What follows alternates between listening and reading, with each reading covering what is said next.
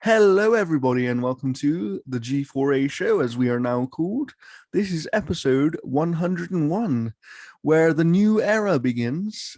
If you're watching on YouTube, you've already seen that I am joined today by Matt P. Video, who, of course, is from the My Xbox and Me podcast, and also does a lot of work and just appears on my Twitter timeline very randomly in videos these days. Yeah, I'm glad that happened to you. A little promoted tweet. You see my ugly mug pop up in your timeline. There's nothing you can do about it. It's a promoted tweet. I mean, it's happened forever. A few times now, and I've captured it both times and tweeted at you. It's like, yeah, I have one of those faces that pops up on the internet too much, like just randomly, and I will have friends who I haven't talked to in 10 years text me all of a sudden one day and go, "What the fuck are you doing on my phone?" I'm like, I don't know. I can't help it. Yeah. I'm just there. Well, I guess that for people who missed last week's episode, I should kind of explain that the reason you are here today, Matt, is because Sean has left the show, unfortunately, after 100 episodes. He just needed a bit more time for other things in life. And that's, that happens sometimes. Doesn't mean that he'll never appear again. He's just not going to be a regular host anymore. And kind of similar to Luke, but Luke will be a little bit more regular. He's just taking a bit of a step back to focus on other content that we are offering you on the G4A network that now exists. So, Matt, you're kind of a semi co-host now, sort of. You're going to be here. You're going to be here once a month, I guess, as long as you are happy to. Absolutely, yeah. I've always had a blast coming on and chatting with you and Luke and Sean, and I've always wanted to do it more. Right, it's just a scheduling thing, and so I think the way you've built this out now, having a different host on every week, looping every 4 weeks, if you like, is a really cool idea, right? And so, yeah, if I was available more, I'd be doing it more with you. But it's just a busy time, So it's going to be a blast chatting to you once a month. I'm looking forward to it. And I feel like it will give us some. Obviously, you talk a lot about Xbox, which we will be doing today, just because it felt appropriate, especially with some reasonably sized news, I would say, that we'll get to later. But you haven't actually spoken about Xbox before on this show, because we've always had this kind of running gag that every time you come on the show, you're here to talk about something else. I guess so. So this is kind of a first. But I guess for you, why this is probably a little bit exciting is obviously you do the My Xbox and Me podcast. Shout out to Fixer and Crash. They're great. I listen every week. It's a lot of fun. Thank you. But this gives you some space to talk about things that aren't Xbox, of course. Yeah, absolutely. So that would be fun for I'm in a blessed position where I have all the consoles, right? And you're right. Like, I think the last time I was on here, we were talking about Kano, right, which was a PlayStation exclusive. And so, any opportunity to talk about all sorts of things, I'm always down, and I've always been down to come on chat to you and the guys. So I'm looking forward to it. It's gonna be good fun. I mean, you are now officially a part of the G4A network, which I was kind of joking about with you a few months ago. that I would make you part of this thing, and you now are. for sure. So, as you know, before we ever get into the main topic here on the show, we always talk about what we've been playing. So as you're new here, I feel like I should start with you. What have you been playing recently, Matt? Sure. So in the last couple of weeks, you mentioned My Xbox and Me. I stream every Monday night on the My Xbox and Me YouTube channel. And on Monday night, I finished Elden Ring last Monday night on stream. And I went into that final boss absolutely not thinking I would definitely not beat him. I watched for a little bit there, and you were struggling. I was struggling, but there were some people in the chat helping me out, and it turns out like the build that I had sort of gone through the whole game with, whilst pretty good, if I made like a couple of tweaks, significantly like boosted my character to a point where it was ridiculous. And so I kind of was playing on hard mode the whole time. Literally a couple of tweaks would have made my life so much easier, and did. And then I finished the game, and then immediately played probably 5 hours of New Game Plus, and now I'm probably 20 hours into New Game Plus. Nice. And loving it. Well, I've played about 15 hours of the game in general at the most. So if you ever feel like playing some of that with me and helping me through it, let's do it. Come on, we should do it. I think it's an interesting one, right? I don't know how the co-op balances itself really. Because like there were certain bosses towards the end where I was like, I'm no longer having fun, and so I'm just going to summon in randoms, right, to help me. And one of the bosses who everybody's talking about, right, Melina, is one of the hardest bosses in the game and is optional. Like, you don't have to beat her. And so for that, I was like, look, I'm banging my head against a brick wall here. I'm not even getting close. Let me summon in some randos. Yeah. It still took me probably 40 attempts with Wow. randos coming in, with like two randos coming in every time. And so like, I don't know how the balancing in that game works. I know it makes it harder if you have summons in with you. Of course. Yeah, of course.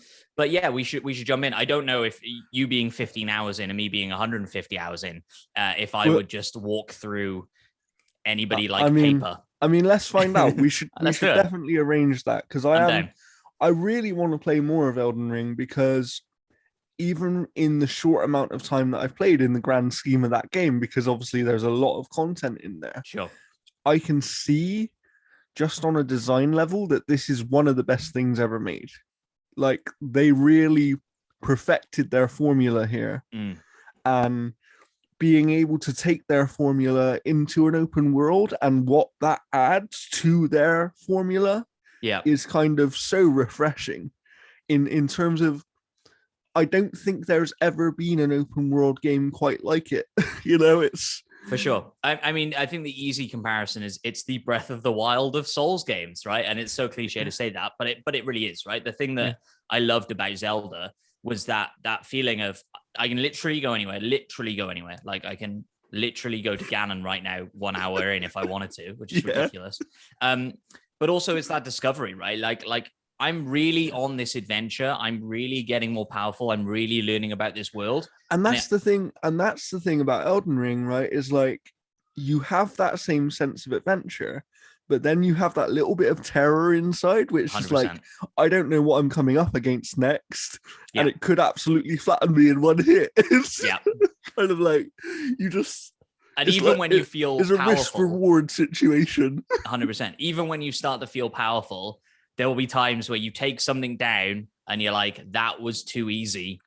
Trigger a cutscene. Oh, there is a whole nother boss just sat right here waiting for, or like another phase, and his life bars will go all the way back up. And that terror that you're talking about, it is the world, right? Like I love the world of like Bloodborne is probably my favorite Souls game, and I think still is my favorite Souls game, maybe just edging above Elden Ring. But the world in that like the horror that you're talking about, I feel like is amplified in Bloodborne.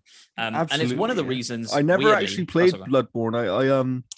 I saw a little bit of it and I was always interested, but it was one of those that if I was gonna play it, I'd come to it late, and then I was like, I don't know if I'm gonna appreciate it the same way coming to it so late, because I do think that can, and I mean that's something we'll talk about in future episodes, I'm sure, but I do believe that coming to a game late can significantly impact 100% what you think of the game. 100%. Because some games are a moment in time, right? Which we'll kind of get into a little bit today when we talk about best Xbox games. Yeah, for sure.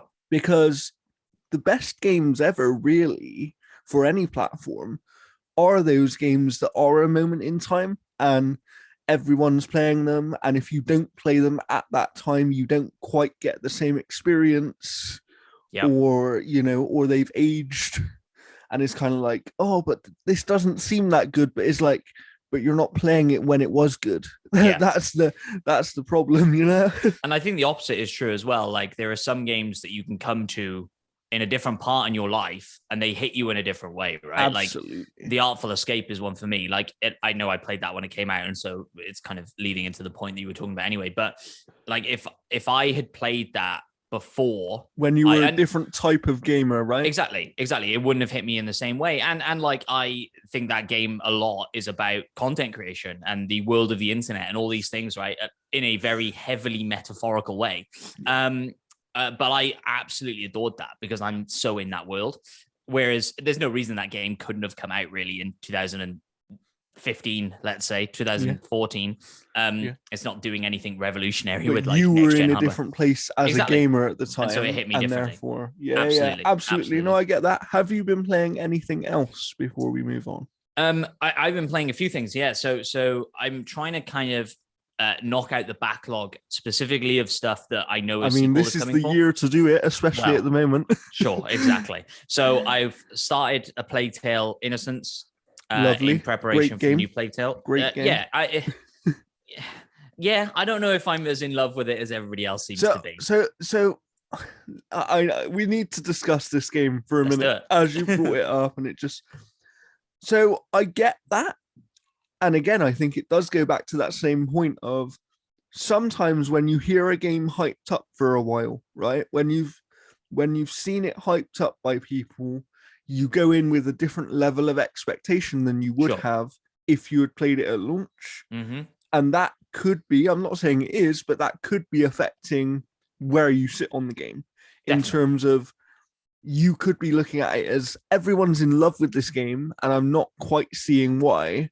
Mm-hmm. But you might have been more in love with it if you hadn't expected more of it, if that makes sense. Yeah, I think that's right. I think I knew going into it the gameplay wasn't going to be anything revolutionary or you know. It's a double A game, right? And I don't want to sound too harsh to double A games, but because of they're just made with a different scope in mind. 100%. And therefore they are somewhat limited.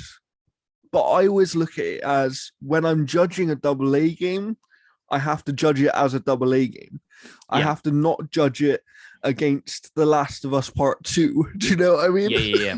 And I think when you and this is super reductionist, and I understand this, but it's a massive escort mission. And escort missions aren't fun. Like I know that's super reductionist and not the scope of the game, not the actual feel of the game. But on a very basic level, I know what you mean though, because it's one of those things where, as a designer, right, one of the things that I'm taught is the premise fun? Because if the premise isn't fun or engaging in some way, you have a battle on your hands. To get people to really love the game. Mm-hmm. And I do think, I'm interested to hear as you play more of the game, what you think, because it's one of those things where I was in a similar space with it. And then when I finished the story, I was like, no, this actually did connect with me because I care about these characters. Yeah. And that's why I want to play. But you don't know that when you're going through, right? Especially when it's the story that is the thing that hooks you, which doesn't always happen with games. Let's be clear, there are so many games that have terrible stories and are more about the gameplay. But there are some games where story is the thing that makes or breaks the game.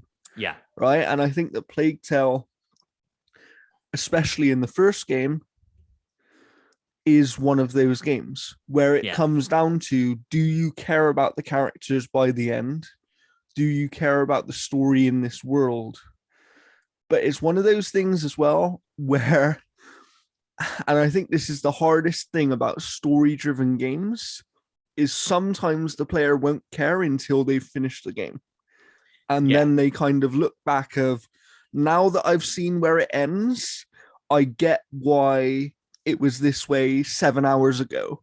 Or, do you know what I mean? It's one of those things where, and we'll talk about PlayStation in the future, because actually next time you're on, I want to do best PlayStation games, because I feel like that might be appropriate. Let's do it, 100%. But it's one of those things where I think of something like Last of Us Part 2, right? Mm-hmm. And that was very divisive on a story level. Some people loved it, some people hated it. And people genuinely did hate it. I think for a while, people were kind of thinking, oh, he's just jumping on the bandwagon stuff. But then when you actually discussed it with people, they genuinely really disliked some of the decisions that were made around how the story was in that game. Sure. I think I'm of the mindset when it comes to those sorts of things where it's I can dislike a story and that's fine. But I think the argument that the story is not well told in The Last of Us Part 2 is completely ridiculous. I agree. I agree. And it's weird because that game is phenomenal. Because when we initially reviewed the game on the channel, I kind of said it wasn't well told. Right. But I'll explain why. I had a specific reason for it. I do think the pacing in the game is bad. Okay. When you're playing the game, I think the pacing is bad. But I actually think that when you finish the game and when you take a minute to look back and understand why it was paced the way it was paced, it makes a lot of sense. And I think that The Last of Us Part 2 was potentially the first game ever where it feels like it was actively designed not just to please the player. It feels like it was this thing where they were like, this is the story we are telling. Yeah. This is how we're going to tell it. And people just have to accept that that's the way it is. And you either like it or you don't. Yeah. And I think that, we've heard Neil Druckmann say previously that they did know they would lose some of their audience because of what they were doing in this story and how they were telling it. But I think that's also what enabled them to achieve something that we haven't really seen in games before, right? Which is a story that you cared about even when you disliked playing it because you were playing as a certain character that you didn't want to play as, Sure.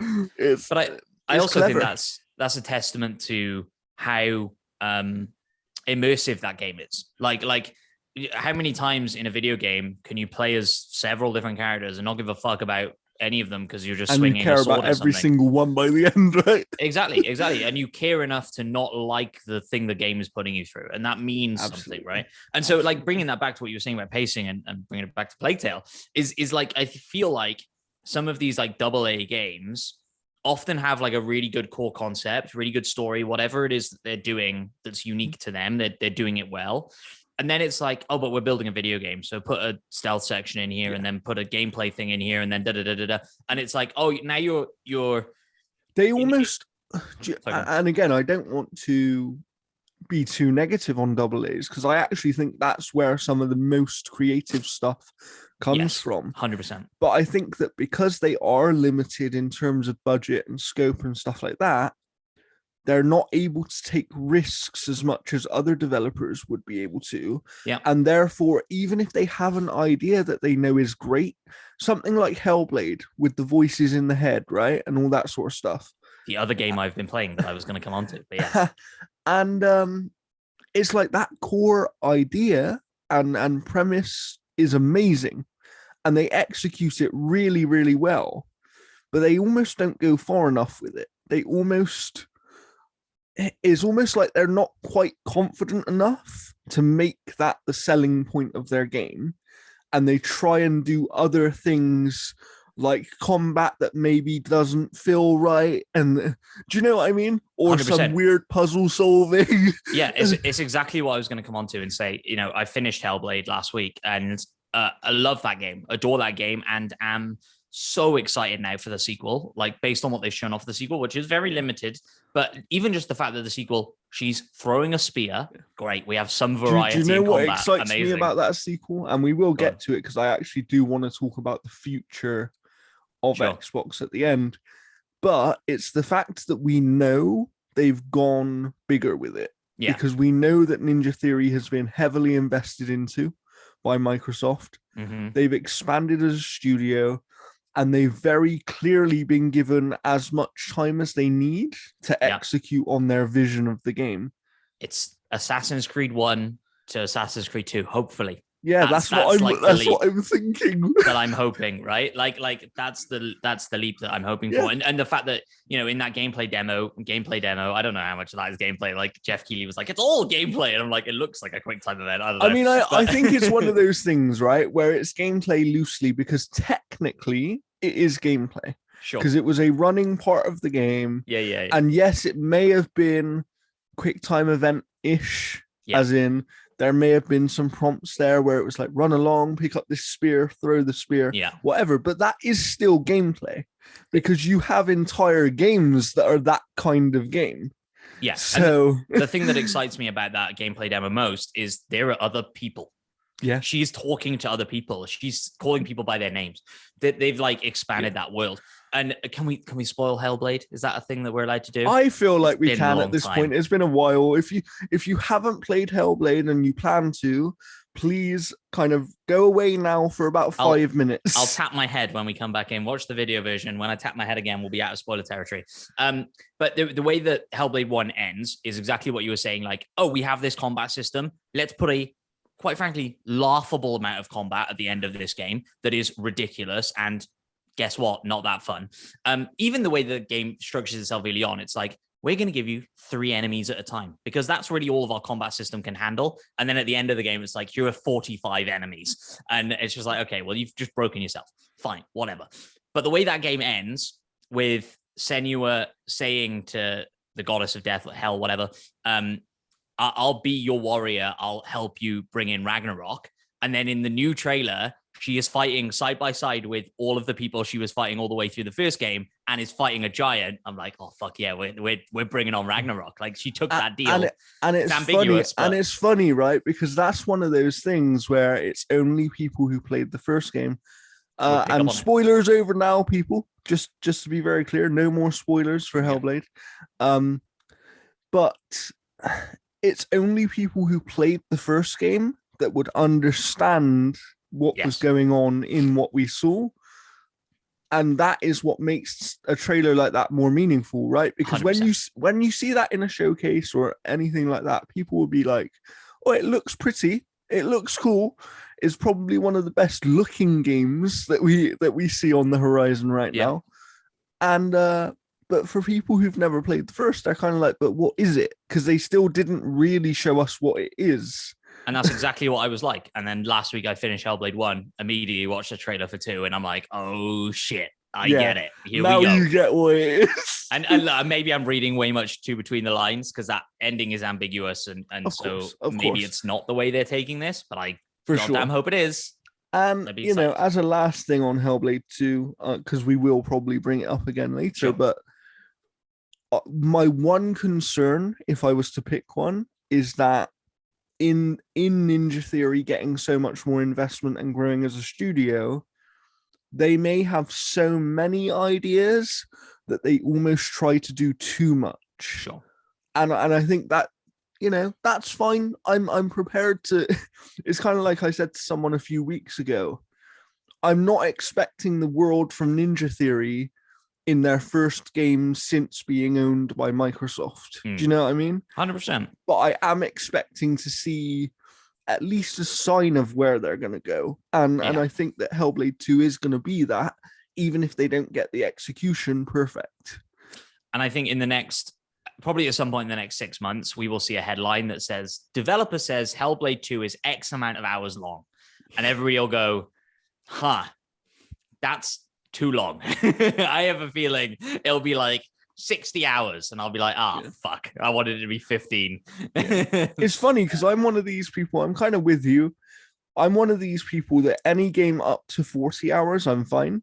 And then past that, I'm kind of like, okay, now you really have to have my attention to keep me playing. Do you know what I mean? It's so dependent on the game, right? But like for that game, I want to learn more about Senua. I want to get into that world and figure out what's going on in that world. It's okay for it to be a purely story-driven game, right? 100%. It doesn't need to go massive open world and have all these side quests and stuff 100%. Like that. And that's it.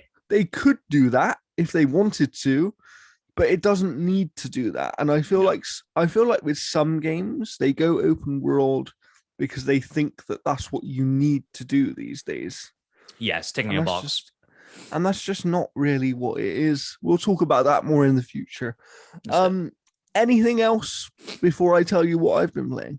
Sure. The only other thing is Tunic. I am not far in, probably 4 or 5 hours. And what we were saying about Elden Ring earlier and Breath of the Wild with the adventure and the discovery and the intrigue of that world, Tunic has that in spades in a very compact, cute little format. Nice. I think some of the ideas in there are brilliant. And I've played a bit of it. Yeah, I've played a little bit of it, and it's really interesting. You know, as someone who played Death's Door last year, it reminds me a little bit of that. I think they've got a similar kind of thing, but Tunic is nicer to look at in some ways, you know, because of the color and stuff. Yeah. And I just think, I don't know, like I've enjoyed everything I've played of it. It's one that I've been meaning to go back to and then never quite have the time because if you haven't seen, I now review games. So that's been an interesting change for me. Sure. Tunic's a game that like my girlfriend would occasionally sit and kind of, I'd be playing Elden Ring in the background of her life, you know, like she wouldn't really sit and intently watch me play Elden Ring, but she is sat and intently watching me play Tunic. Wow, even that's nice. Yeah, exactly. And if that's just like a visual like element, I don't know, but like she's intrigued, right? It's always nice when you can experience a game with someone 100% who isn't necessarily, you know, the most avid gamer in the world, isn't gonna kind of sit there and watch every single game. She is a bit of a gamer and she wants to play Tunic now, but I'm kind of like, you're gonna struggle. Like I'll help or whatever. Like I'm keen for you to play it, but babe, you're gonna struggle. And but just the like picking up the pages in Tunic, for those who don't know, you pick up pages to the game manual and have to try and decipher them. That's like a moment for us now. Like if she's in another room, I'll be like, babe, I found another page, and then come in and like try and look through this gibberish of a page and figure out what's going on. I love experiences like that. I really do. Exactly, it's special. So yeah, Tunic is the other game that I'm actively playing, and it's pretty freaking. So yeah, I mean, you've been playing more than me, and that's mainly because I'm playing one thing that I can't talk about yet because I am reviewing it. That review, I can say, should be out on July the 7th. And yeah, other than that, I can't say too much about that. And what else have I been playing recently? Oh, I should have mentioned this earlier. I've actually been replaying Plague Tale. Just because I felt like it was the appropriate time with obviously the release date for the sequel. And I also jumped into, just because I felt like playing some sort of RPG game, I jumped back into Assassin's Creed Valhalla because I'd never finished it. So I was like, I fancy this kind of game right now. So I'm just going to kind of mess around in the world and see what I can find. But I'm not kind of intently playing it, if that makes sense. It's kind of like my chill out game right now. So yeah, other than that, I haven't played too much. But I, of course, have been thinking about some of the best Xbox games of all time. Because Xbox has been around for nearly 21 years now. And, you know, it's they've had a lot of ups and downs in that time, which I'm sure we'll get into as we discuss games. But the reason I thought of this topic was because I thought of this generation, and I thought of where Xbox are going and kind of how over the next 5 to 10 years, we're probably going to see a lot of games from them, right? And I was just thinking, I don't want them to lose their heritage, though, because I think people sometimes forget how good Xbox have been in the past just because they had one bad generation. Do you know what I mean? Just because they had one bad generation. And even in that generation, there were a few things that were still worth talking about. 100%. And that's people it. Like didn't give them the light of day, you know? That bad generation was really just an incredibly bad start. Yeah. Like shot yourself in the foot and broke your other leg bad start. Like, oh my God. But like that generation actually wasn't that horrific. It was just the start. It was just absolutely. The bad start. And I think that is like anything, right? In the age of social media, once people have this bandwagon thing to jump onto of, oh, this thing sucks. Yeah. It always sucks until you give them a real reason for it not to suck. And they kind of say that everything sucks, even if they don't know whether it does or not. Yeah.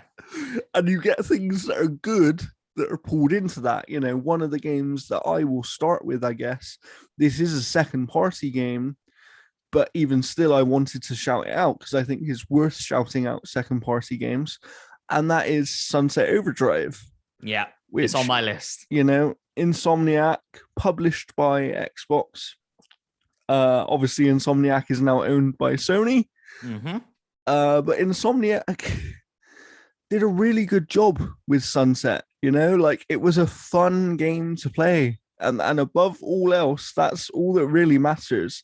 And 100%. it's a Yeah. game that probably led to Spider-Man Yeah, in many ways. If definitely. you look at the design aspects there, like there's so much about movement in Sunset Overdrive, Yeah. and I you can mean, still play it now, so go and play it.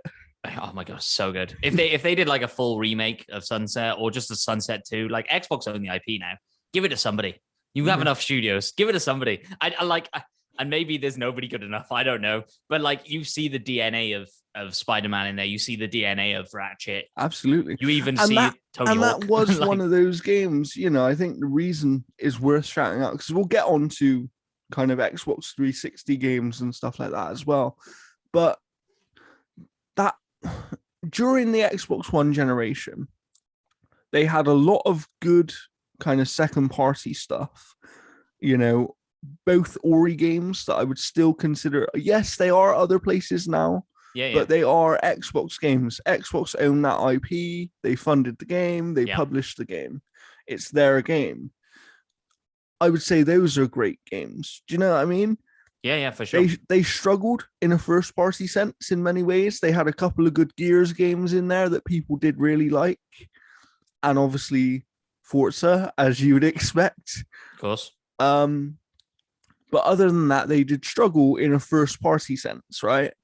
And we've seen over Xbox's history that they've always relied on second party and third party. And I think that it wasn't till some of that stuff with timed exclusivity and things started to get them a bad media outlook that they moved away from it. And obviously, this is a conversation for another day, but I still find it interesting that other people in the gaming industry don't get that same bad media outlook when they do exactly the same things. Yeah. Um, I think it's because the people who are moaning about that on Twitter only care if it affects them. And so if and those people probably on PlayStation, right? And so like, true, and true. so when PlayStation gets Spider-Man in Marvel's Avengers, the The vitriol, Xbox, as they're called. yeah, exactly. The vitriol online is less because everybody's like, also it doesn't help that that game is not great. But whatever.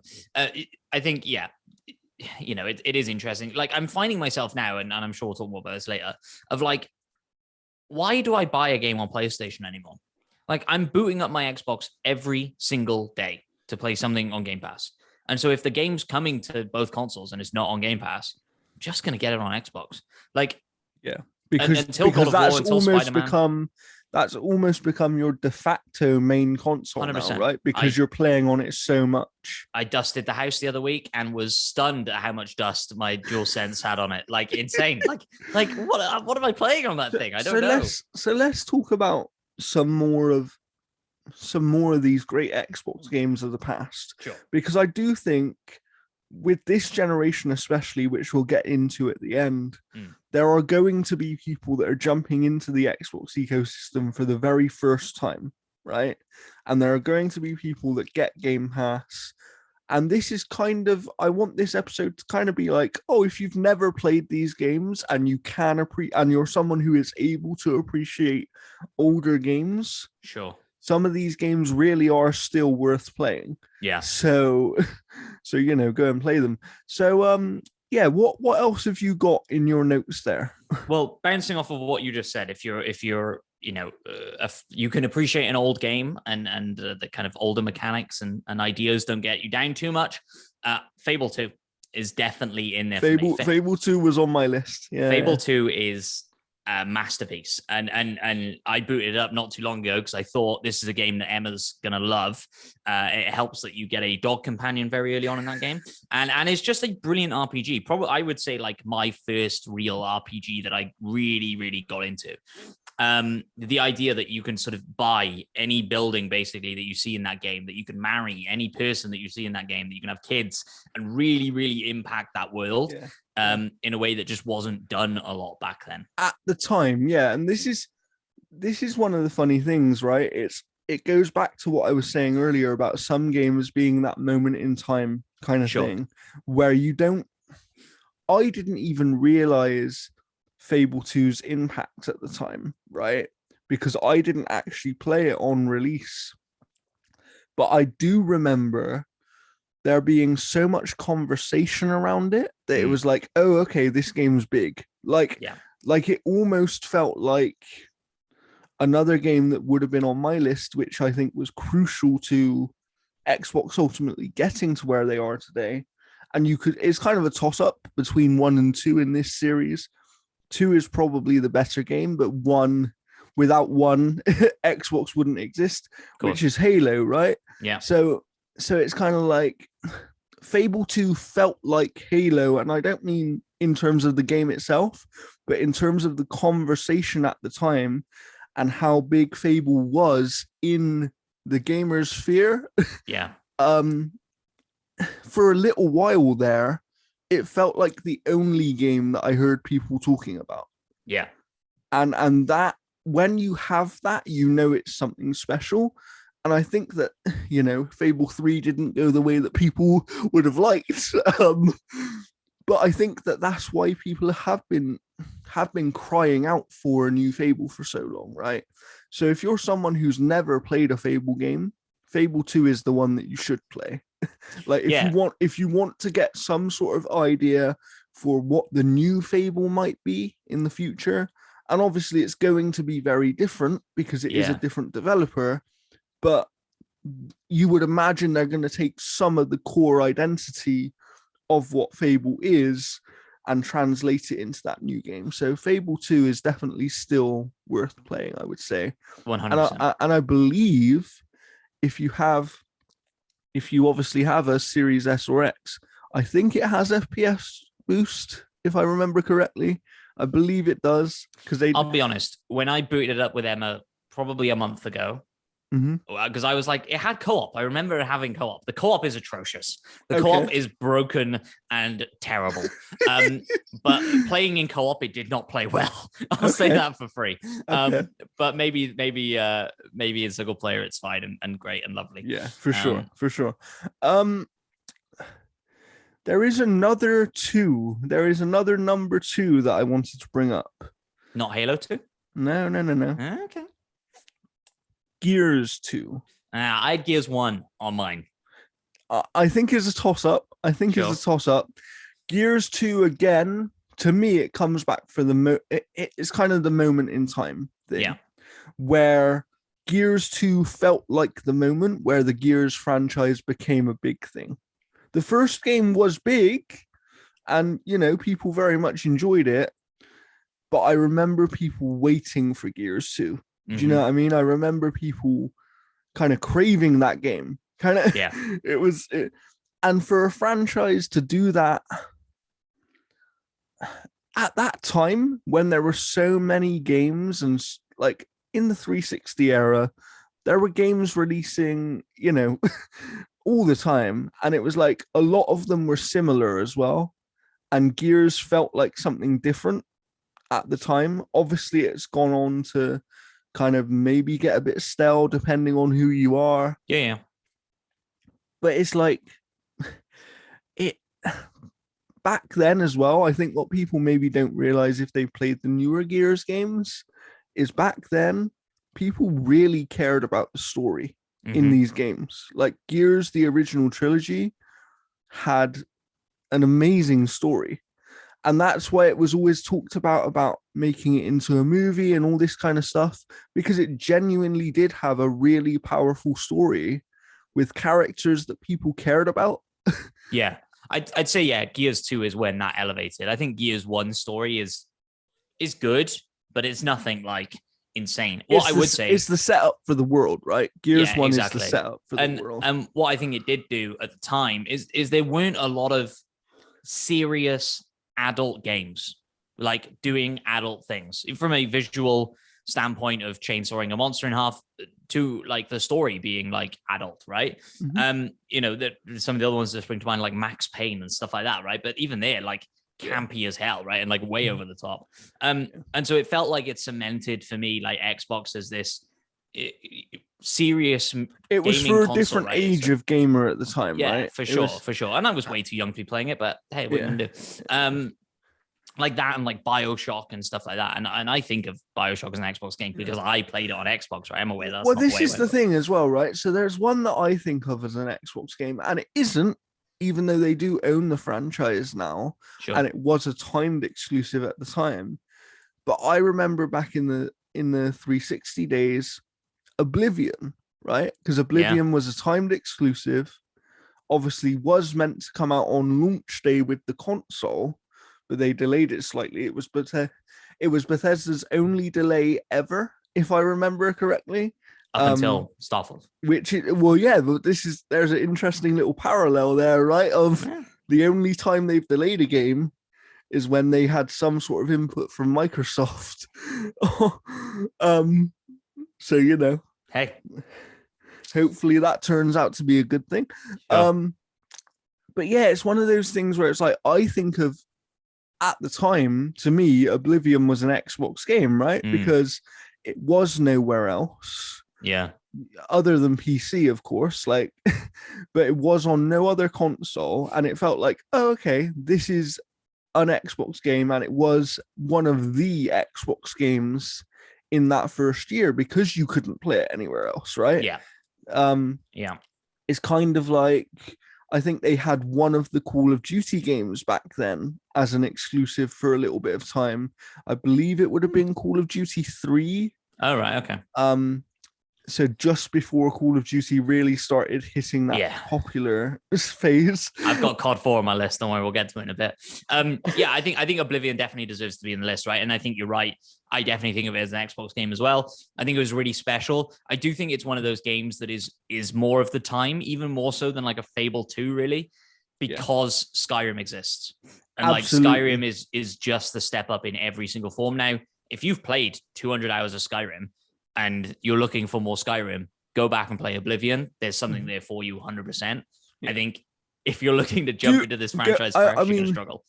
I mean, go into Oblivion recognizing Skyrim as the overall better game, because it is. Like, people, obviously some people prefer Oblivion, but I do think that's almost the Bethesda thing, where Bethesda Softworks, their games, it seems like whichever one of their games you play first is your favorite Bethesda game. Speaking of, next on my list is Fallout 3, because that is the first Bethesda game I played, and it is fucking phenomenal. And again, not an Xbox game, although when it launched across PlayStation and Xbox, it played terribly on PS3, right? All I heard was stories about people's saves getting exponentially bigger on PS3 and then breaking their PS3 and all this nonsense. Meanwhile, I was just having a whale of a time. And you know what? Some of these games that we're bringing up just for the sake of conversation is like, because we will focus on first-party games in a minute, don't worry. Yeah. But it's one of those things where it's like, it's interesting because it shows how much something like marketing or timed exclusivity or those kind of things can make a game feel like it belongs to a platform, even 100%. When it doesn't. Yeah. And I think that we'll go on to Bethesda a little bit later, but that's why, to me, the kind of acquisition of Bethesda made so much sense, because I always associated them as, oh, they're a Microsoft kind of developer. They prefer working with Microsoft. They clearly find it easier to work on their hardware. It just made so much sense to me. Yeah, I totally agree. And on the opposite side of it, even weirder, that's why when Sony bought Bungie, I felt the same way, because to me, Destiny is a PlayStation game. Now, to say that Bungie is a PlayStation studio is bizarre. I know. Hey, especially given that they were owned by Microsoft, right? So they are they like the only studio ever to be on both sides of the fence as actual owned studios, and not even probably. I can't think of another one. I think they, so and their place in the history of Microsoft and the Xbox platform is so, like, without them, Xbox wouldn't be what it is, right? Yeah. And that leads us on to Halo 2, which I kind of fleetingly mentioned earlier. Well, I have all of the Halos on my list. Well, Halo 1, 2, 3 on my list, I should say. Yeah, of course. But Halo 2 felt like the moment to me. Again, I agree. Halo 1, okay, Halo 1 was the game that kind of made Xbox more than this flash in the pan, right? Yeah. Halo 1 was the game where it was like, oh, there's this new kid on the block, Xbox, but they do actually have a game that you have to play. Like they have a game that you have to play. At the time, that was the case. Everyone wants to play Halo. Yeah. It was all you really heard about. It was probably the best shooter on console at the 100%. time. And I think that's important to know, right? Is like it made first-person shooters viable on console. Mm-hmm. Like up until then, it was Quake or Doom, and you played that on your PC, obviously. And then obviously, I think it was a couple of years later that we got Halo 2, and that was where it was like, oh, okay, now I get how big this is. Yeah. Now it's like, this isn't just some little game that the shooter fans play. This is like, I often say, and people would disagree with this, but I think even today, Halo is probably the one franchise in terms of name recognition that Xbox have that is still bigger than anything PlayStation have. And what I mean by that is, if I say to someone who isn't a gamer, oh, do you know what Halo is? They know what Halo is. Yeah. But if I say, do you know what God of War is? They have no idea. Yeah, I'd agree with that. Yeah, I think you're right. I think up until recently, it's been Tomb Raider probably as like the most other iconic character that you would, again, assume is a PlayStation character, but isn't necessarily. Yeah, Crash and Spyro at the time, as well. For sure. Yeah. Like Crash and Spyro, we'll get onto those later. Jesus. Sure. But even like my I always go to like I walk out into the high street, and with a picture of X character and show it to people and say, "Can you name this character?" Yeah, I think you're right. I think most people get Tomb Raider. They wouldn't get Spyro or Crash. To me, there are 3 franchises that really transcend outside of gaming, and there are probably more than that. But off the top of my head, I always come to Mario, Zelda, and Halo. Because I think you show people Link and they always say Zelda because that's just what they. Sure, I even that I think is a stretch. Like again, walking out onto the street with those 3 characters in your hand in photos or whatever, I think people would struggle with Link and Zelda. Even saying Zelda, I don't think it transcends in the same way. Certainly not in the same way a Mario does, and I don't think Chief's up there with Mario either. No, I don't think, to be clear, I don't think Chief is up there with Mario, but they have that same thing where they do go outside of gaming, right? Yes. And I don't think many games do that. There have been some in the past, like you said, Tomb Raider was probably one of the first ones to ever do that. But to me, it's the fact of when a game can do that without even having a movie or a show. Like Halo did that nearly 20 years ago. Do you know what I mean? With its first entry, it kind of did that, where people knew what Halo was straight away. And I don't think that's ever happened before in the same way. It was, I don't know, man, talk about making a platform, right? Like 100%. The impact of that game. And I think going to Halo 2 then, like the exponential leap up was the online, right? And absolutely. I kind of missed that, and I got very into it in Halo 3, and I'm aware that's not the boat that most people are in. But I think like the generation before us, it was GoldenEye, right? On the N64. Like that was like, oh, we're going to go over this person's house to play GoldenEye all night. And I think so. I actually played GoldenEye. So I've gone back and played GoldenEye as well. Like you played GoldenEye when it came out? I did, yeah. Oh, really? Okay, I did. How old were you? Like 3, 4? I was at the time when I was playing GoldenEye, I was about 5 years old. Okay, sure. And I used to play it with my brothers, and I have really fond memories of it. And that's why, this very obviously leaked kind of re-release that will be happening at some stage of GoldenEye. Like, I'm hyped for that. For me, that's a big thing.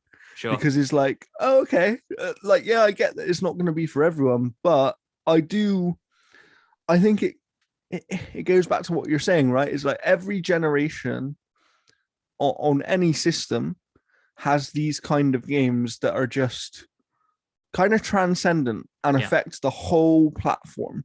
where everyone on that platform is playing the game. And at some stage, everybody who was on an Xbox, the original console, played Halo. Yeah. Everyone played Halo 2, and everyone at some point played Halo 3. It was one of those things, right? And I think that people who maybe weren't in the Xbox ecosystem at the time, or weren't even in gaming, people who were kind of on the fringes of gaming. You know, they used to be gamers, but maybe they weren't at the time because of whatever situation. They knew what Halo was. Do you know what I mean? And it obviously over time it helped that Xbox somehow became like really pushing for market leader in their second generation. Yeah. Like, but it's without these games, they wouldn't have been able to do that. And that's what I think people forget is people do forget how good these games are. And I think, you know, we'll talk about PlayStation in the future, but it's one of those things where when you're going up against a competitor that has such a beloved back catalogue, right? And has an entire generation head start on you in terms of building that catalogue and building that kind of fan favor and all that sort of stuff. It's like people aren't going to remember your games as much, but they clearly do remember your games, because that's why when Halo Infinite comes out, and at first it seems really, really promising, but still needs a few things worked on, and those things aren't fixed yet, that's why people are annoyed, because they want the game to be as good as Halo ever was, and they see that it can be. Yeah, 100%. And I think you're right. I think with Halo Infinite, I almost fell over then. I think with Halo Infinite, you're right. I think people are looking for an excuse to play that game, and they're just not getting it. Like I want to jump into Legendary with my mates. I want to jump into co-op campaign, please. Like Halo Infinite. Halo Infinite feels like the one since Bungie left the franchise where it's like people actually want to play Halo Infinite.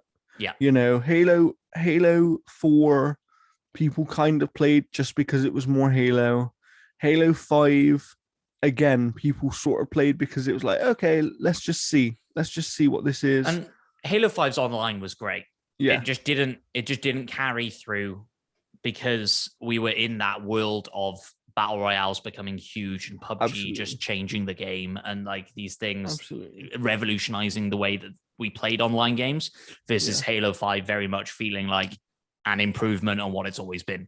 So before we give, because I obviously want to move on to a slightly different conversation still around Xbox, but before we give what we would consider our best Xbox game ever. Are we doing that? Okay.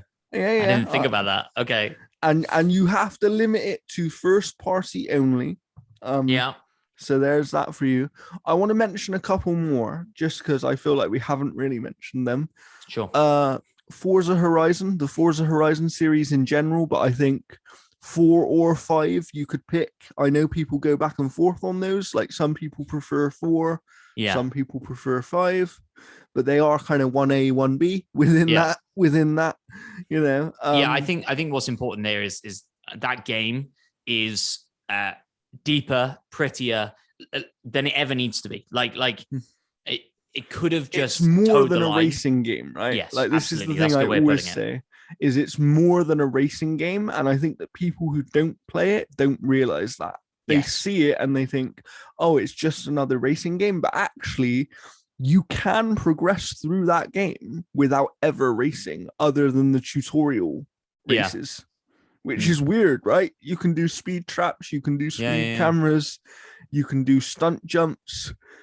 And because of the way the progression system is in that game, and you can progress in any way you like, obviously you may not finish the main campaign without racing, but you can have a sense of progression in the game without ever racing. And that's not true of any other racing game. Yeah, no, that's fair. That's fair. And, you know, I always think back to like one of my favorite racing games of all time is Need for Speed Underground. Was it Underground or Need for Speed Pursuit? I I feel can't like remember. Underground was the one. I think Everybody so, loved right? Underground I back think in the so. day. I think it was Underground. And so I would say that's one of my favorite. Burnout Paradise, probably one of my favorite as well. Burnout 3 Takedown as well. I wish Um, we could have another Burnout game. I really do. One day, maybe. But a lot of those elements have come across into Forza, right? And like Yeah. there are a lot of similarities now. Um, and so yeah, I think you're right. I think it just elevated the genre. It's not just a racing game, is a great way to Yeah. put it. It's so And I much mean, more. Forza Horizon 5 felt like the first time where people were genuinely shocked that that wasn't in the Game of the Year conversation at the Well, Game it was for a lot of Awards. people. It was Oh, for the other Game Awards. people, but at the Game Awards, it felt like people were genuinely shocked about it missing that category there, because it Yeah, was like, I think even Luke said it on the show of how many times can an amazing Forza game miss out on the Game of the Year conversation, and is it only missing out because of its genre of game? definitely. And it's like, that's kind of a little bit harsh, because so surely if we're talking about the best games, like Perhaps the genre shouldn't matter, right? perhaps Playground will be the Leonardo DiCaprio of the Game Awards, and They'll get it with Fable when they'll get Fable it with comes Fable out. when they do something new and different. They'll get it with Fable, and I would argue that The Revenant is not Leonardo DiCaprio's best film, and therefore he shouldn't have won it for it. But hey, that's a different argument for a different podcast. For sure. But yeah, so you've had a little bit of time to think. Oh, but I haven't. Go on. Come on, what would you give if you were to say to someone now who has just joined the Xbox ecosystem and they said to you, what is the best Xbox game ever? What would you say? Oh, it's so hard. It's so hard. If somebody was brand new to the Xbox ecosystem and I was saying to them, this is the game you have to play, is that what we're saying? Okay, I'll give you that. It's Halo Infinite. Wow. Okay. It's Halo Infinite. It's this is what Xbox is. This encompasses Xbox. Halo Infinite. Sit down, play even this. with the bad. Well, I'm not saying play multiplayer. I'm saying play the campaign. And it so depends on what sort of gamer you are, right? Like if it was my dad, For sure. I'd say Forza, play Forza Horizon. If it was or Flight Simulator, even, and it so depends on who you're talking to. But I think to be like, here's a great story. Here's a world you can get engaged with, a place you can explore. You can have that adventure and everything we were talking about with Elden Ring, discovery, and just have an absolute blast in this sandbox where you are Superman and you are fucking shit up. It's Halo Infinite, I think. Fair enough. What about if I was to push you and say that some you were on an awards panel, and you had to kind of nominate your game that you would consider the best Xbox game ever in their near 21-year history, which game would you choose? Oh man, I don't know. Best Xbox game ever. I feel like you'd have to go down the road of which one was most important for them as a platform, right? But the weird thing is, if you were having that conversation, it has to be Halo, right? Does it not have to be Halo 1? I don't think so. I'd put Halo 2 in there above Halo 1. Okay. Because for me, what makes Xbox is its services. And the online experience Live. of It's Xbox Live. And so and therefore it's Halo 2. Fair enough. There you have it. Halo 2 is the best Xbox game ever. That's it. We just did it. According to us. That is definitive. Because I do agree with you. You won me over. I was maybe on the Halo 1 train there for a second, and you quickly swiped me off of it.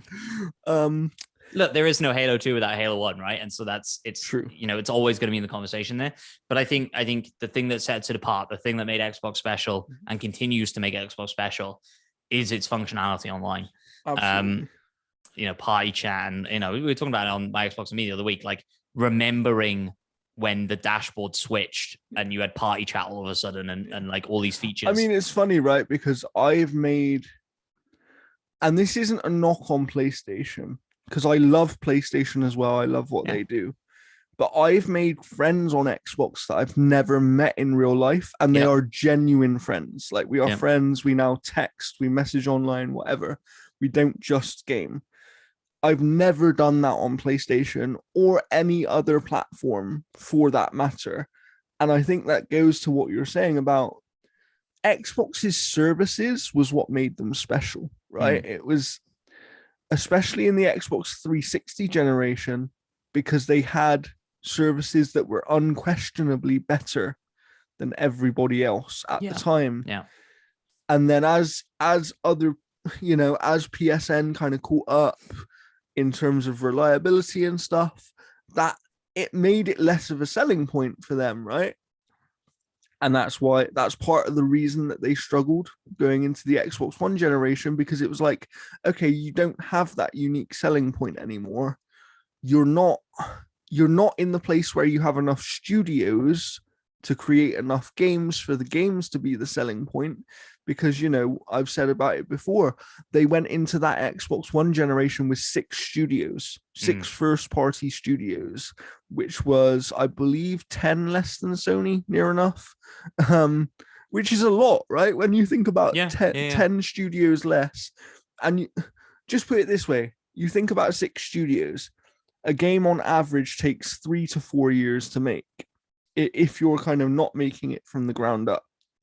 If you're using an engine that you're used to, all that kind of stuff, 3 to 4 years, which means at best, each of those teams were going to make 2 games in a generation, which leaves you with 12 first-party games, which is 2 games a year, right? Let's say over a 6-year generation. Yeah.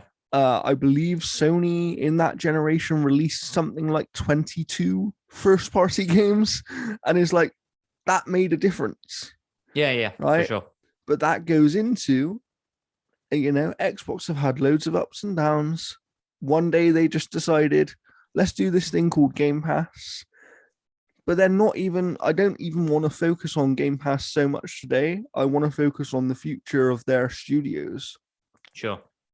Because of course they've invested a lot in studios over the last 5 years. Yeah, just a bit. And I think Bethesda was the first one where people went, oh, okay, they are serious. Like, that was the moment where people went, they're not pulling out of this gaming thing. Yeah. They're genuinely serious about what they're trying to do here.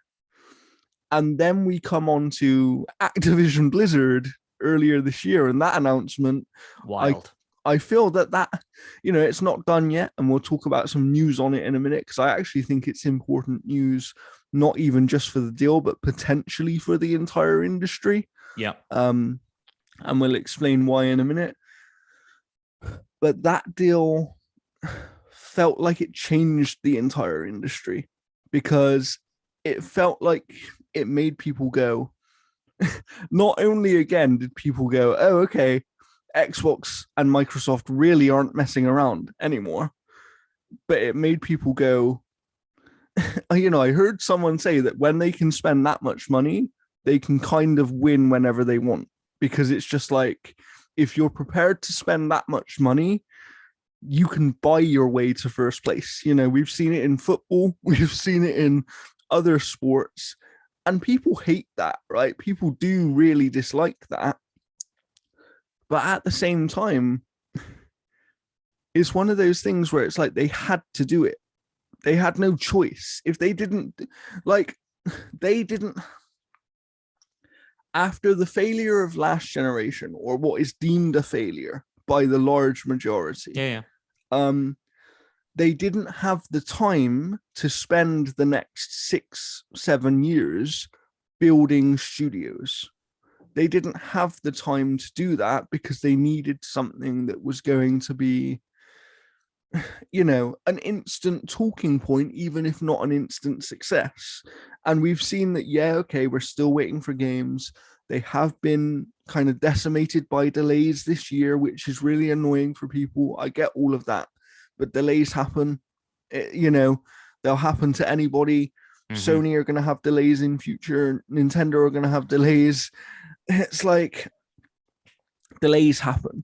Unfortunately, Microsoft find themselves and Xbox find themselves in a situation where you may as well say their entire development pipeline started in 2018. And when you've only had 2 years of a development and then a global pandemic hits, that's going to throw some shit at the fan, you know? Yeah. And it's like, unfortunately, they can't do anything about that. Like, without the pandemic, would we have had more Xbox exclusives released this generation already? Absolutely. I have no doubt in my mind.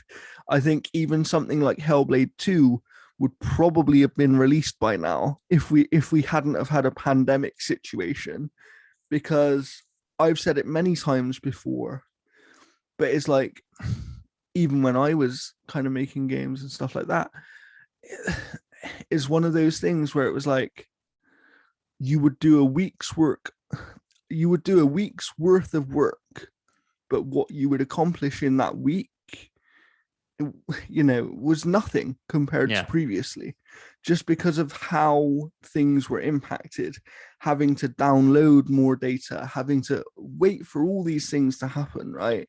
And what I used to say to people was, it was taking me roughly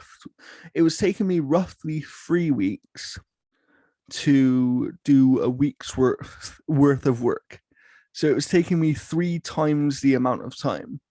So if you kind of multiply that across an entire studio, across an entire development cycle of a game, that means every month of work they were doing, was it wasn't a month of work. Do you know what I mean? It was so they were kind of delaying themselves in the pandemic. They were just making sure the delay wasn't quite as far as it would have been. I won't name any games here, but I know of games that have been delayed by 3 or 4 years because of the pandemic. Yeah. And I think that that's crazy for people to think about, but that is just what happened. Sure. And there are pros and cons to being a company that's as big as Microsoft, right? Like the pros are that you have budget to go out and buy an Activision, right? You have $78 billion lying down the back of the couch cushions that you can just whip out. And the funny thing is, that is nothing to them, right? Like, to Microsoft as a whole, that amount of money to us is huge, because it's their biggest acquisition ever in the whole of Microsoft, not even just in gaming. Yeah. But to them, it's nothing, because they make billions every year in profit, So it's like, as an overall company, it means nothing to them, really. And it's a long-term investment. And I think that that's one thing that your average person maybe doesn't quite understand, because I've heard some people be like, oh, how are they ever going to make money back on this? And it's because they're not thinking about making money back in 5 years. They're thinking about making money back over 20 years. Yeah. And they've done the maths, right? They know this will bring in so many people to Game Pass. That means so much money in the door. That means Absolutely. Like they have people whose job it is to work out these spreadsheets, right? Teams of people whose job it is to predict this kind of stuff. Yeah. And they're pretty good at it. And I think the scale of the business that is Microsoft helps in that regard, right? You can say that Game Pass is this revolutionary thing, but all they've actually done is looked at what they've done with Microsoft Office, turning that into a subscription-based service, seen the benefit from that, seen all the numbers, seen all the benefits, yada, yada, yada, and then looked at the video industry and gone, oh, look what Netflix have done. And people go, oh, but we can never play video games in the cloud. And the other thing that Microsoft do have ahead of other companies is they were able to do it sooner, because they were able to take the risk and allow it to lose money for it to work in the long run. Sure. And that's something that other companies couldn't afford to do. Yeah. But once one proves it, it's the way the entire industry goes, right? And we've seen in the past that Xbox has been, in terms of where the industry goes in services and that kind of stuff, Xbox has been the leader ever since they've been around. Yeah. They were the ones who popularized online gaming on console. They made it so that the others had to improve their online infrastructures. Like, they literally forced them to do it. Yep. through their own actions.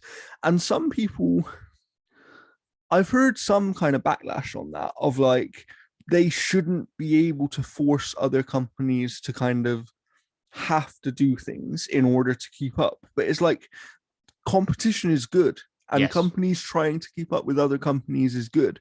We've just seen the PlayStation Plus relaunch with these new tiers and everything. Yeah. I guarantee you that that's good for PlayStation gamers. Like 100%. there are gamers over there who are now going to play games that they weren't able to play before, you know?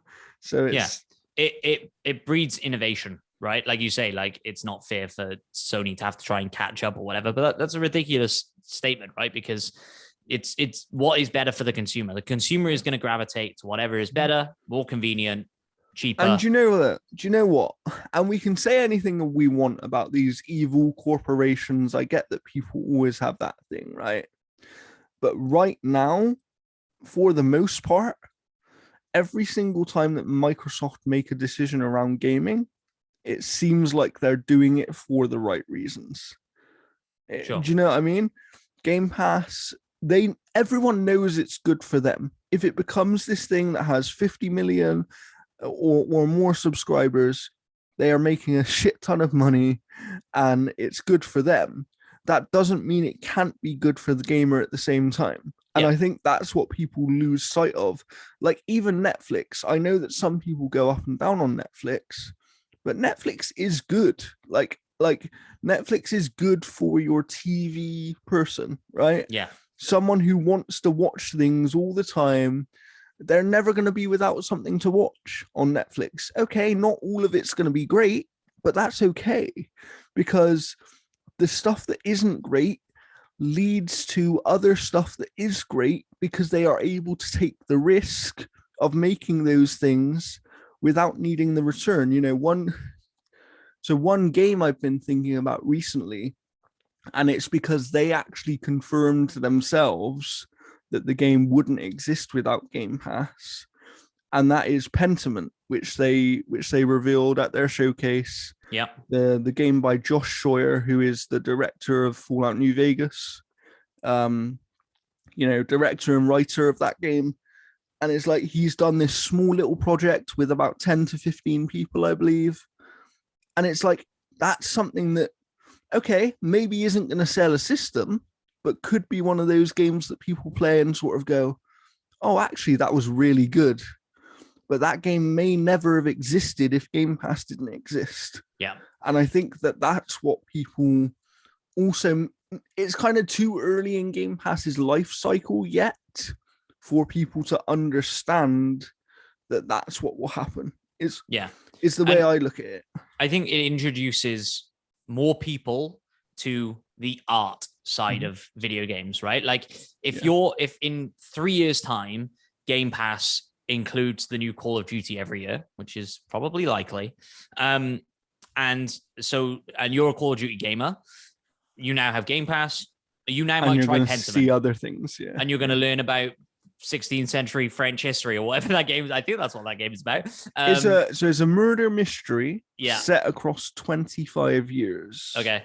I think it's in France and like based around the French Revolution and stuff like that. So, but what I was going to say is two of my favorite games of all time are a little game called Never Alone that nobody has seemed to have ever heard of or played, which is about kind of Antarctic, Alaskan myth, folklore, and stuff like that, which is really cool. I've heard of the game, but I've never played it.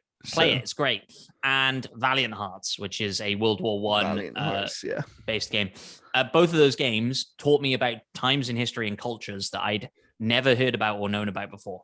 And it's that artsy side of the like really important games, passion project games that are going to get more people into playing those games, and Game Pass is going to do that. And also the other thing is, I don't think everything has to be, it may sound weird, but not everything has to be positive, right? So the way that I look at it is, I'm prepared for Game Pass to mean that we get more dud games, for lack of a better term, if it means that on the other side we also get more better games and we also get more creative things as well. It's okay to have both. It's if you end up in a situation where the majority are kind of those games that aren't worth playing, that's then a problem. But if there's a mix of both, it's okay to have a few failures. It's okay to, because what was that game? What was that game that came out and absolutely failed? Bleeding Edge? Was it Bleeding Edge? Sure. I think it was Bleeding Edge, and it just like, obviously that was something they tried. It was a passion project. We knew that was the case, and it was like, but it was worth trying because it could have been something. Do you know what I mean? And those sorts of games, Bleeding Edge obviously didn't do this, but it tried. It's trying to innovate on something, right? Like those smaller games are trying to innovate on something. PUBG was a mod, right? Precisely. Before it was a game, and that's the thing, right? It's when you get that, when they finally do hit on that one game that is a huge innovation, it becomes the next big thing. Becomes the next Fortnite. Yeah. Right. It becomes the next Among Us. And that is what I think Game Pass and services like it will allow. Yeah. Because it allows for more risk creatively without having to worry about making your money back on the individual product. Yeah. And that's why the Activision purchase is so interesting and exciting, right? Like we've heard about Activision. Well, it adds so much value to Game Pass, right? Like, even if this is one thing as well, even if none of these games are exclusive, let's say, it still adds so much value to Game Pass. Yeah. Because you can guarantee, even if the game isn't exclusive, it's day one on Game Pass. Like, exactly. That's pretty much a guarantee, because they have committed to every first party game day one on Game Pass. And when they own these studios, they're first party games. Yeah, exactly. And by the time that deal really starts to flourish, cloud gaming will be even more viable than it is right now. And Absolutely. It's pretty viable right now for a lot of people. And so, you see these Samsung TVs come out now with the Xbox app built into them. That deal won't last forever, and that Xbox app will come to a lot of smart TVs eventually. Yeah, it almost feels like a tester, right? It almost feels 100%. Like we'll make this deal with Samsung to test this out, see how it works, and then we'll have it everywhere after. If I'm not mistaken, they did the same thing with Game Pass and cloud gaming on mobile. Yeah. I think for a limited time it was exclusive to Samsung phones. Might be wrong. Might be wrong on that. They've always had a good relationship with Samsung, because I remember that when I got my Samsung phone a couple of years ago, I actually got a year of Game Pass Ultimate with my phone. Yeah, there we go. So, yeah, they definitely had a big marketing deal with them at the very least. But it's super exciting. Going back to Activision though. Sure. Because there has been some news recently, which maybe you can kind of pull up and talk about. Can I? But there's been what is being deemed as a big step of support for the deal, but I think that people are looking at it too narrowly in terms of what this news means, because I actually think that industry-wide this piece of news could be a massive thing, and it could be Microsoft kind of setting an example to other gaming studios out there, and being like, no, we need to start allowing this stuff now, because we need to, give our employees some protection. So why don't you go into what that news story is? Sure. So it's on the Hollywood Reporter, written by Katie Kilkenny. We're going to go with that on June 30th. Go check it out if you want to read the whole thing. The headline is Major Workers Union backs Microsoft Activision Blizzard deal in an FTC letter. I'm sure you will have talked about it or known about it, that the contingent of Ravensoft started a union, and they were initially skeptical of the Microsoft deal. But basically now they are showing their support for the Microsoft deal. They've had conversations with Microsoft where Microsoft are sort of willing to work with them. And as I understand it as well, this isn't even just the Ravensoft union. This is the organization who are actually in control of the biggest union in America, who helped Ravensoft to start their union. Yeah, exactly. And they've had conversations with Microsoft whereby... Well, they're saying they have official commitments, right? They're actually... I think there's a quote in there somewhere that they have official commitments from Microsoft that I believe it's 60 days after the deal is complete, all staff will then be kind of allowed the opportunity to essentially join this union. Yeah, and that exactly. is and that's a massive step, right? It's and huge. It's what that could mean for all other studios, I think, is being overlooked a little bit because of what this support letter means for the Activision deal, because we'll talk about that as well. But in terms of the industry as a whole, is this not again a sign of Microsoft potentially kind of leading the way? Exactly. It's exactly what we were talking about earlier with innovation and Sony having to catch up, or not just Sony, right? But this idea that Microsoft does a thing and everybody goes, fuck, now we have to do the thing as well. We have to improve our online service. And that's only good for the people working in the industry, right? Especially in this case. Yeah, absolutely. And so, yeah, you're right. Look, it's a super, super complex thing. I'm not going to pretend to know all the ins and outs of the law and stuff of it. But yeah, you're right. 60 days after the deal goes through, then supposedly that deal was supposed to go through by the end of June. And I don't think we've heard any official word on if the deal has officially gone through. Activision Blizzard deal. Yeah. So basically what I understood is that it's by the end of June next year. That makes sense. So sure. It's in their financial year, right, 2022 to 23, and the way that Microsoft's financial year works is it started yesterday. So it starts on July the 1st and runs till the end of June, because that's just how they like to do their financial year. Yeah. Which obviously because we actually mentioned on the show last week, I don't know if you saw it, but Bobby Kotick got voted back in as CEO, but it's only for 12 months. And he obviously got voted back in by existing shareholders. So I'm still very much of the mind that the second this deal is done, we'll never see Bobby Kotick again. I think you're probably right. And look, these things are really difficult and complex, and we're speculating. I would imagine he gets a big old payout and he never has to worry about much ever again. But hey, he's gone. And so, but yeah, we'll see how the next 12 months turns out. The reason I wanted to bring this news story up is obviously a letter of support from the biggest union in America is a huge step towards the deal being completed, right? Yeah. Because it's the biggest union in America saying, we believe that for the workers at this company, this deal is only a good thing.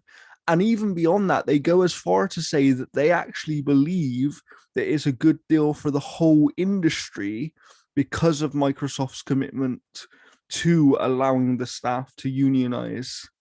Yeah. And I think they're right? Like, yeah, it's really big news. And I think you're right. Like, I think in this article as well, it says they were initially skeptical and not behind the deal, and now they are, based on the conversations they've had, which is great news. And like you say, it furthers the industry. It's all good news for the industry. It's a huge undertaking, right? Like, they have 12 months to kind of figure out the finer details of it. Mm-hmm. Actually, they have 14 months because, like you say, 60 days after the deal goes into effect. Yeah.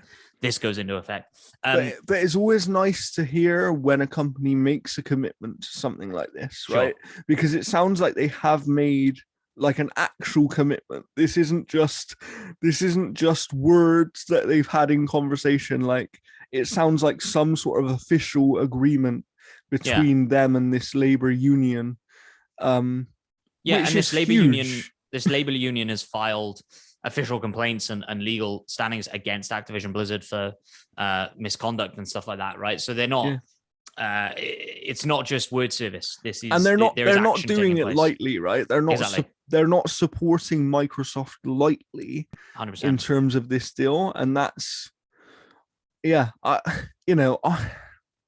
I just think the way I looked at this deal immediately as soon as it got announced was, at the end of the day, yes, I get that people might not like it and they might be scared that in future, maybe some of the games that they used to play won't be on their platform anymore. But what was happening at Activision had to go beyond the gamer. And what I mean by that is, if this deal is good for the people that work there, it's okay if it's not good for every single gamer. Like, Sure, but like you say, the implications for the wider industry yeah, go above and beyond that again, right? yeah, Like precisely. you know, in the next 5 years, this could have an insane impact across the entire industry. Absolutely. Now, obviously, unions work very differently in different countries, and Yeah, Microsoft is definitely a huge international brand, and so this will affect some people and not others. But it can certainly push unions to be made up in other countries as well, and absolutely. so I think it just, we see in the gaming industry all the time, right? Not even just in games, but in behind the scenes things.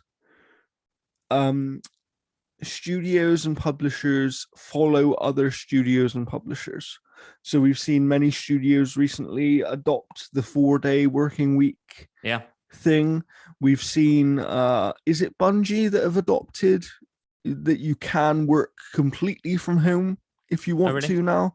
Yeah, there's a few studios that are now doing complete work from home situations, like permanently. Um, so we see studios follow other studios, but that means that when something good happens for the people who work at these studios, it then happens for other people who work at other studios. And ultimately, what is good for the people making the games is good for the gamer. 100%. Like, yeah, okay, will unions mean that maybe your games take a little bit longer to get made because maybe they put, the unions help to put some laws in place against certain practices that are Crunch, sure. currently Yeah, yeah. in development? Like, yeah, okay, that might happen, but ultimately that could also result in much better games because people are working in more healthy environments. That, and it will attract the industry's best to work at Microsoft. Like it's a Absolutely. huge deal, right? Like if you know that you're having a certain level of security, a certain level of protection, a certain Yeah. level of support. And I'm not going to be also, crunching. I'm going to have a better work-life because of a balance. union, right? You have a protection against your own employer. Exactly. That's So, exactly what I mean. Yeah. it's, And yeah, so it's a this is, hugely attractive thing for the best in the industry yeah. to move to And Xbox. please share this news story as well, because I feel like some people might miss it because it's a Hollywood Reporter thing. It's not, Mm, you don't traditionally get gaming news or gaming related news in that news outlet. yeah. So some people might miss this news, or they might look at it and go, they might only think about what it means for Microsoft closing the Activision Blizzard deal.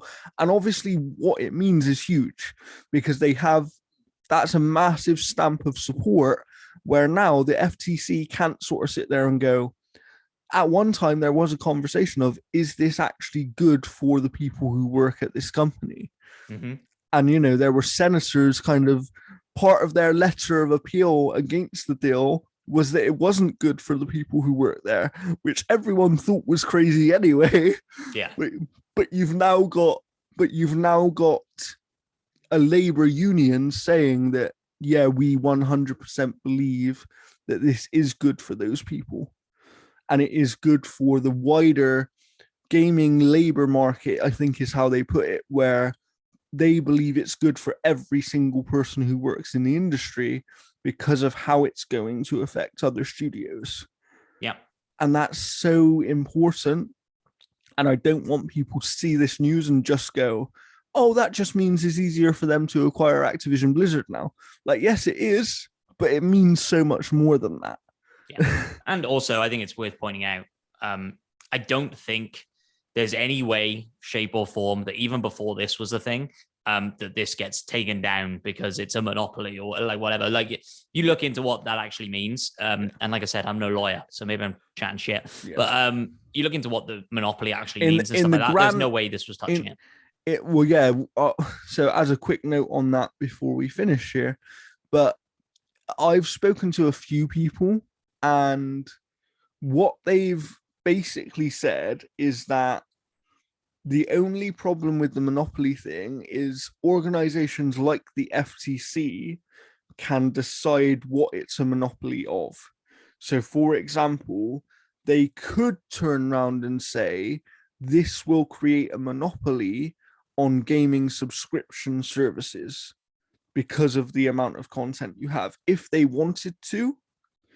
But if you, in the traditional sense of what a monopoly means as an industry-wide thing, Microsoft are nowhere near a monopoly. Yeah. And I think that that's what people don't quite understand. Like, even after this deal, I believe they're still going to be third in overall revenue, which affects how much of a monopoly you have, because obviously your revenue within the industry kind of dictates what percentage of the industry you are controlling, right? Yeah. So if you're only third, how are you anywhere close to a monopoly? It's like, yeah. And I remember as well, like there's a certain like lack of understanding about how the industry works from a lot of people on every side. I remember they're coming out from somewhere, I can't remember exactly where it was, but like Microsoft over and over again having to explain they make no money on their consoles, and the people just questioning them, being like, "What do you mean? How does that make any sense?" And do you know what though? That's one of the things I always go back to, which is a conversation for another podcast. But there's I think because of the lack of openness with the industry sometimes, especially in previous years, there is a lack of understanding or education or whatever it be within the more general gamer, where they just have, and it's not a knock on those people, is a knock on the industry, because I actually think that if the industry was a little bit more open and explained things to people a little bit, it would be like, oh, okay, now we get what you're saying. You know, it's like that thing of people never take people at their word. Like, people don't take these companies at their word because they're taught not to trust them, right? They're taught not to trust these companies. Because I remember, I don't know about you, Matt, but I remember that when Game Pass first came around, everyone felt like it was kind of too good to be true, and there must be some sort of catch to it. Like, they must be exploiting the developer. Yeah. And everything we've heard so far, that is not the case.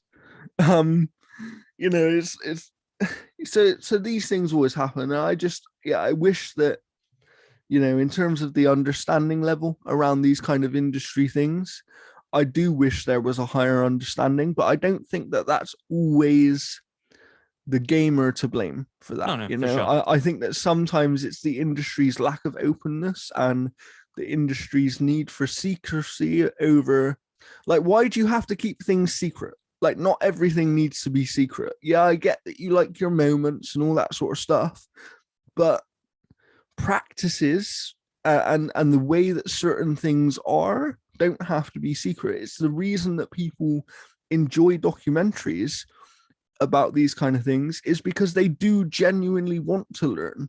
Yeah. And they want to understand.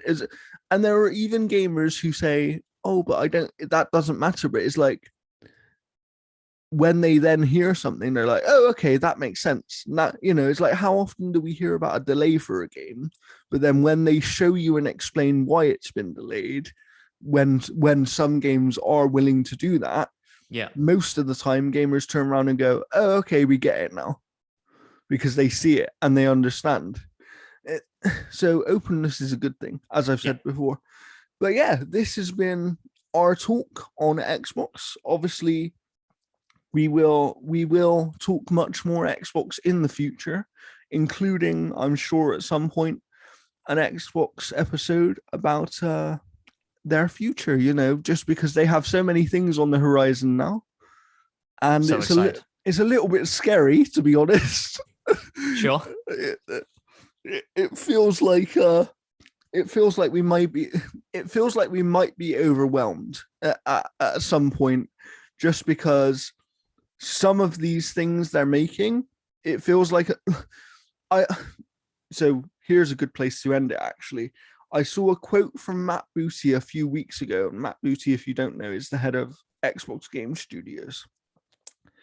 And he said that they've actually got a situation now where what they are struggling with most is scheduling what to release and when to release it. Because they're now at the point in the pipeline where they do have so many things that obviously some of them have been delayed, and they're always going to suffer some delays on these projects. But the fact that they're having to start to actually think about, oh, do we hold this one, release this one instead, and things like that. A couple of things I've heard is there were actually one or two other games that they could have released this year if they wanted to, and they kind of held them. They kind of took the loss because it was like, it's not really worth it, and let's give them their time in the sun a little bit later on. Because I look at something like Redfall, and I often, even based on what we saw on that early gameplay in their showcase, I'm like, that looks near ready. Could they have squeezed that into this year? And the answer is probably yes, at least based on what I've seen, and at least in a beta form, I certainly think they could have. But they obviously have decided not to, which ultimately will be good for the game. And I think the fact that they're in that situation where they're having to really think about their release schedule shows you that they have so much stuff in the pipeline. So if you're jumping into Xbox for the first time right now, it's probably the best time ever to jump into Xbox. I think so. And I guess if you want more Xbox news on a regular basis, go and follow My Xbox and Me. You can find them on YouTube and podcast services because Matt lives there most of the time. I do indeed. It is my home. Even though he's often on holiday or other things. I'm a busy boy. And of course, in the future, he will be here once every 4 weeks. So you can look forward to that. That's the plan. Matt, where can people follow you? You can follow me at Matt P Video on all of the things. Twitter is the best one. Like I said, I do stream now as well every Monday night on my Xbox Me channel, and I've started putting up polls on the Twitter, taking suggestions from you lot on what I should stream because I'm done with Elden Ring, and nobody wants to watch me play New Game Plus Elden Ring. Maybe they do, but I think I'm done streaming that game. Fair. And obviously follow us at G4A Network on Twitter. Subscribe to Eat Sleep Game on YouTube, which is where we live, because that's just our gaming channel now. Obviously, you can also follow Eat Sleep Gaming, Eat Sleep Game on Twitter. Luke obviously does some good stuff on there. He's been playing through The Quarry recently. So check that stuff out, because I'm currently not watching his Quarry playthrough because I'm planning to play the game in co-op with a friend once the co-op releases. So I'll be playing it there and we'll be reviewing it at some point on the show. And then, I think, we will see Matt in 4 weeks. I'm going to commit Matt to when you come back, Matt, we are going to talk about the best PlayStation games ever. So you have a month to prepare, because that conversation, I feel like, will be deep. We have a lot of games to talk about with PlayStation, so that's going to be an interesting one, especially with what they've got coming up as well. And please, like I said, subscribe on YouTube.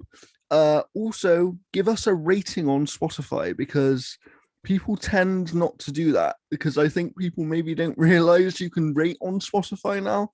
So please give us a rating. Here's your little hack for that, because on Spotify you have to listen to the episodes before you can rate, but you can go when you go to the Spotify page, hit the 3 dots, you can mark all of them as played, and then it'll let you rate it. You're welcome. Do it. There you go. Listen to the new co-host, people. We will leave comments below on the YouTube video of what should Matt P's nickname be for this podcast. We of course had Luke being Mr. Eat Sleep Game, and Sean was the master of audio and video. So what should Matt P be? And then we will reveal that to him next time that he's on. I'm excited. Do it. Thank you for joining us, and we will see you next time. Goodbye.